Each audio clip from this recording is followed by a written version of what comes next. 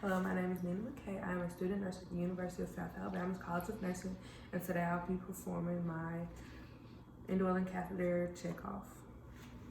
I will have my assistant scan the room. I'll begin by checking hospital policy and my patient care order form. I will go to the room and I will perform hand hygiene and check for two identifiers. So Jaguar Jones, date of birth August 25th, 1963, date of birth August 25th, 1963. He is allergic to penicillin, she is allergic to penicillin. Before I begin, I will note three indications for indwelling catheter insertion. So if it was required if it required immobilization for surgery, trauma, or other therapies, if there is acute worsening of mental status, or if there is a palliative or end of life care. I will move my trash can, provide privacy to the patient, and perform hand hygiene once again. After that, I will lift the bed up to a working height and lower the bed rails, and then I would lift the patient's, I would set the patient at dorsal recumbent position with the legs bent. I would then place on my goggles and perform hand hygiene once again, and then I will verbalize donning on my clean gloves, and I would verbalize how I would perform perineal care on a male and a female. On a male, I would use soap and water and wipes or whatever cloth I was using to wipe around the penis from the urethra meatus to the gland with as many wipes or as many of whatever I needed to wipe down the penis. And then for the female, I would open up the labia majora on one side and wipe down with a soap and wipe with soap and water on it, and discard of it.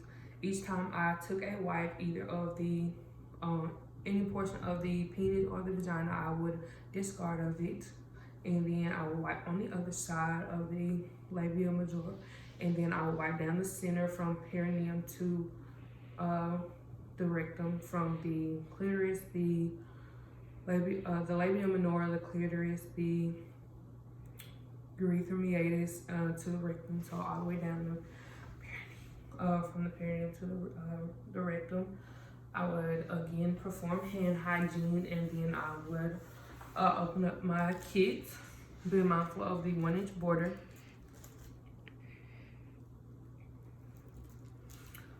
I would then perform hand hygiene once again, and then I would open up my sterile gloves, being mindful of the 1-inch border again.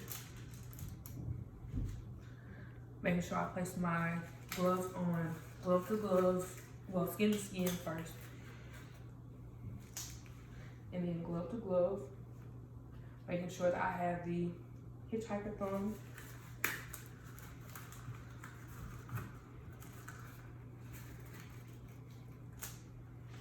And then after I have them on, I can fix them to where they needed to be.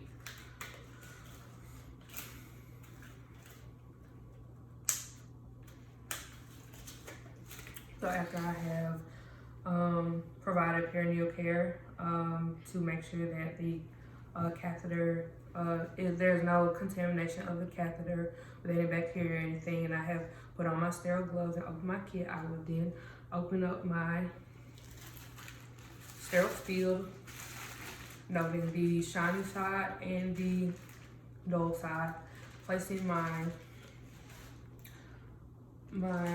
sterile field on the shiny side, making sure not to contaminate or allow it to touch my skin or anything. I would put it close to the patient, and then I would take out the tray, make sure I have everything set up how I need it to be. Then I would pour my, I don't have any betadine in my kit right now, but if I did, I would pour it on my swabs or my cotton balls or whatever I was using at the, whatever I was given, because every kit is different. And then I would connect my syringe to my balloon port.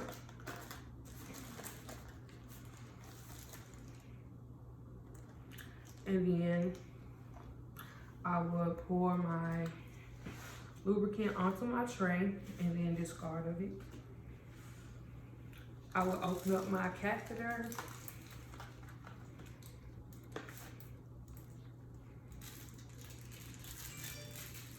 Make sure not to let it touch anything.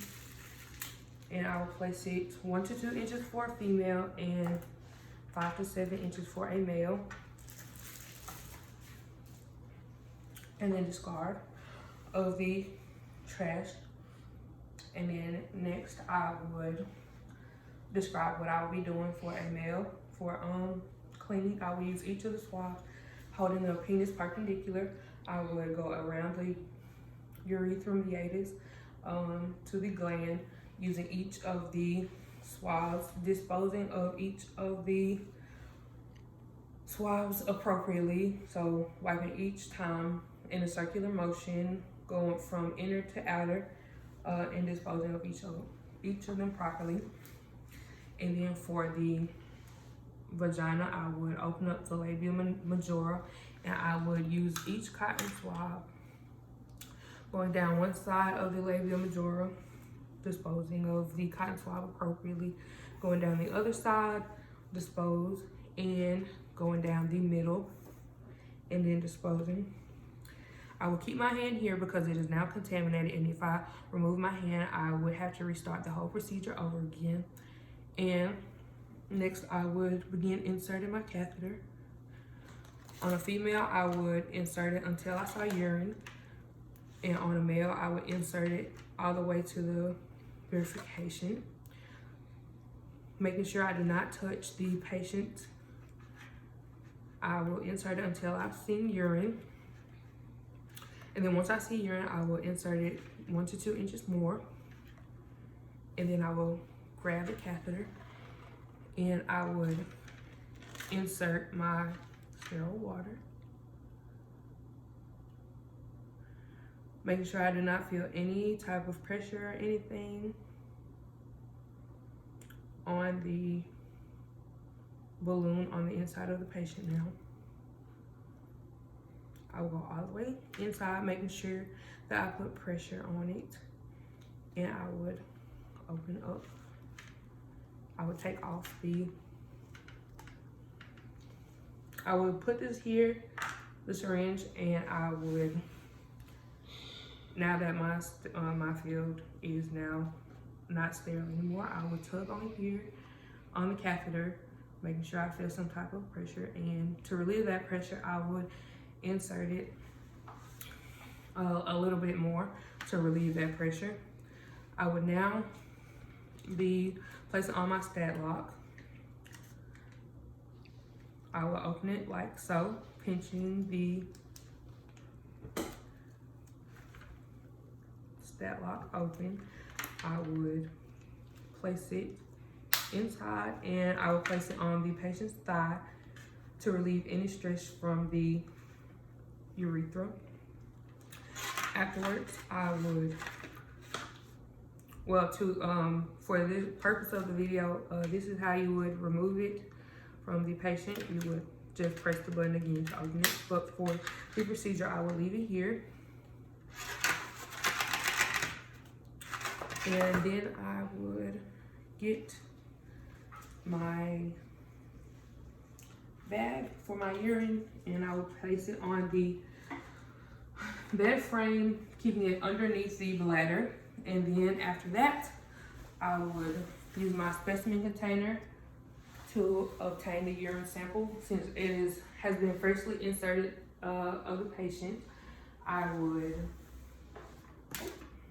since it has been freshly inserted, I would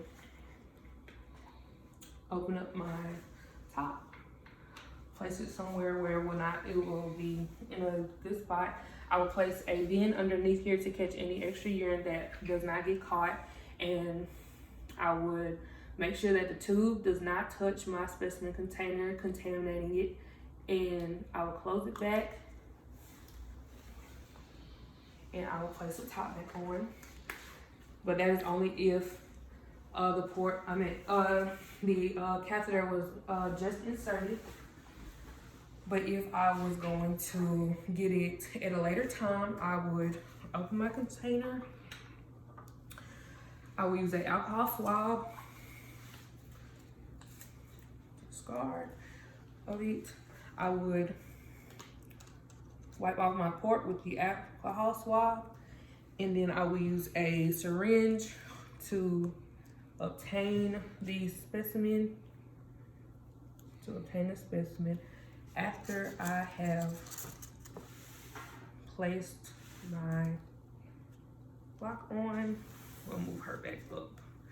Anyway, I would use my syringe to grab my urine out of here, and I would place it into the specimen container, being careful not to allow my syringe to touch the container itself. And then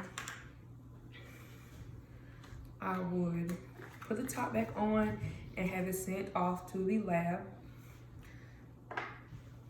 All right, and I'll release this and keep this here. At this point, I would clean up my mess. I would remove my sterile gloves.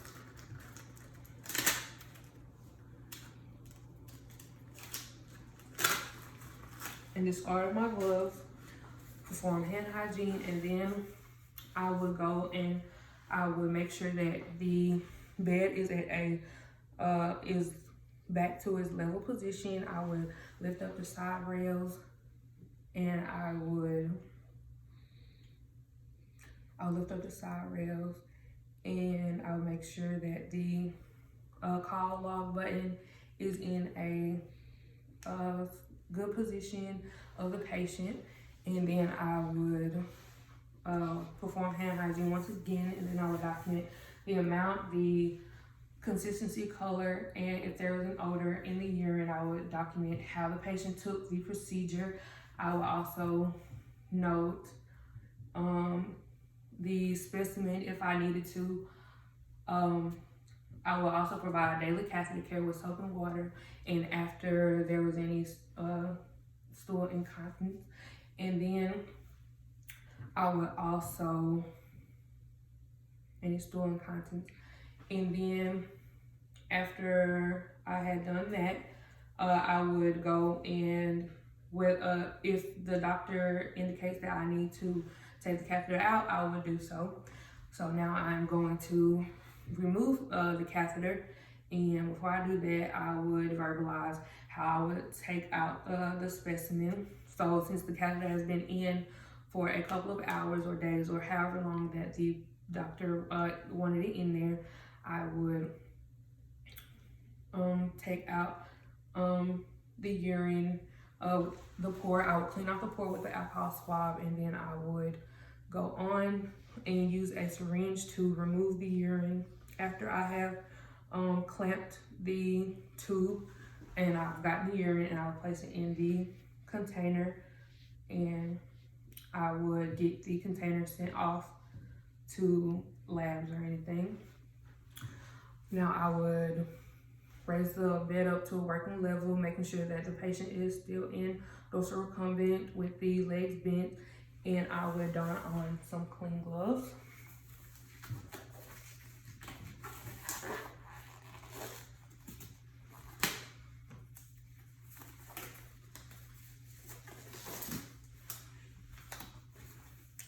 All right, I would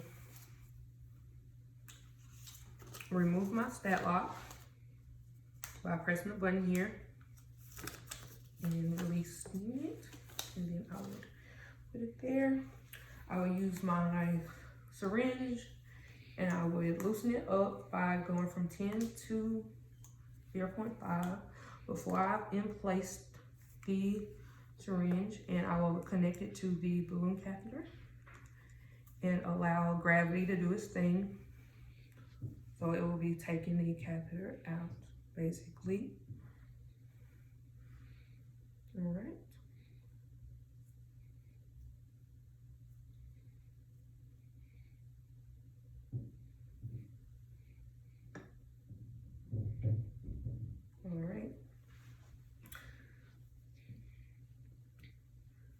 Next, I'll remove this from the balloon port, and then I would warn the patient that I will be taking out the catheter, and I will have her take a deep breath and remove the catheter. I would remove the catheter and set at the end of the bed. I will perform perineal care once again, and then once I have done that, I would clean up my mess and everything, and then I would remove my gloves.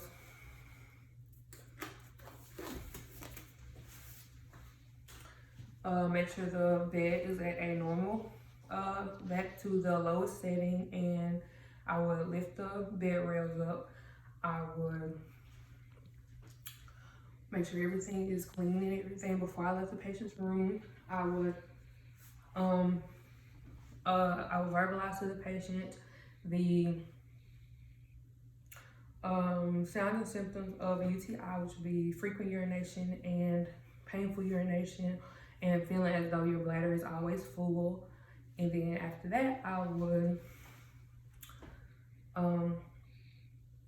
if the patient hasn't voided anything, then I will come back in 4 to 6 hours to see if there is, I will come back and palpate or send off a bladder scan.